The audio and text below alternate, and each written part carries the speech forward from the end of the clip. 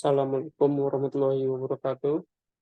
Pada yang terhormat Bu Doroti selaku dosen pengampu mata kuliah perilaku konsumen. Di sini kami dari kelompok 9 yang beranggotakan saya Mumtazin Al-Haq dan rekan saya Rizky Kurniawan akan presentasikan hasil diskusi kami.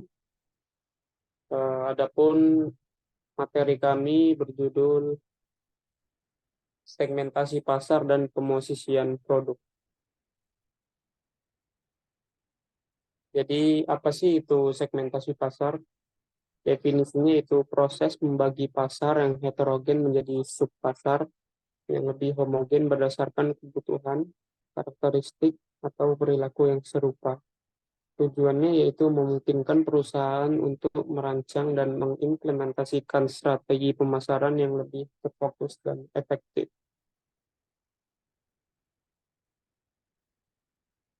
Kriteria segmentasi pasar dibagi menjadi 4.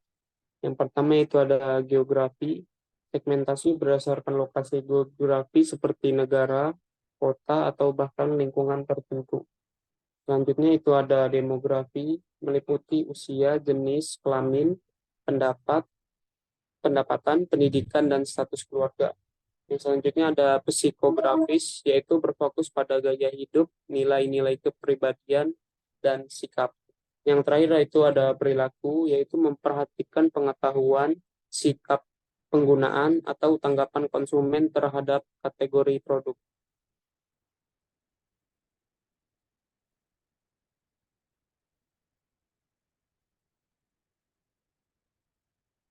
Next. Proses segmentasi yaitu ada beberapa langkah. Langkah pertama yaitu mengidentifikasi, mengenali dan menentukan variabel segmentasi yang relevan. Yang selanjutnya itu menganalisis, memahami dan menganalisis karakteristik dan kebutuhan setiap segmen.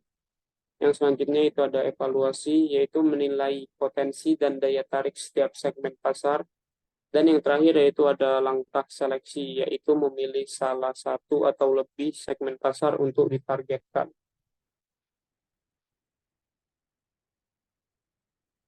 Target pasar, memilih pasar sasaran. Kriteria seleksi yaitu ukuran dan pertumbuhan segmen, kecocokan dengan sumber daya dan tujuan perusahaan. Selanjutnya ada strategi targeting, yaitu menentukan apakah akan fokus pada satu segmen dan beberapa segmen pemasaran diferensiasi. Selanjutnya akan dilanjutkan oleh rekan saya. Selanjutnya adalah pemosisian produk. Untuk konsepnya sendiri yaitu menciptakan citra atau persepsi tertentu tentang produk di benak konsumen. Lalu ada strategi pemosisian, menentukan proposisi nilai yang unik dan menarik yang membedakan produk dari pesaing. Strategi pemosisian. Yang pertama ada diferensiasi produk, yaitu mengembangkan atribut produk yang membedakan dari pesaing dan bernilai bagi konsumen. Selanjutnya ada pemetaan posisi, yaitu menggunakan alat visual untuk menampilkan posisi produk relatif terhadap pesaing di pasar. Lalu selanjutnya ada studi kasus. Yang pertama itu dari LICE, segmentasi demokrasi menyasar semua orang berusia 7 hingga 30 tahun dari semua kalangan. Geografisnya mencakup wilayah perkotaan dan pedesaan. Lalu selanjutnya ada Pocari Sweat, yaitu menyasar konsumen berusia 15 hingga 35 tahun, baik laki-laki maupun perempuan, dengan harga yang terjangkau.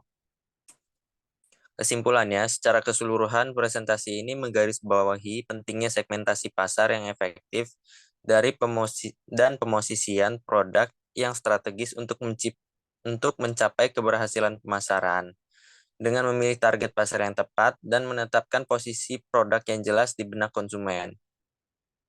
Perusahaan dapat membangun keunggulan kompetitif yang berkelanjutan melalui diferensiasi, produk yang inovatif, dan pemetaan posisi yang akurat.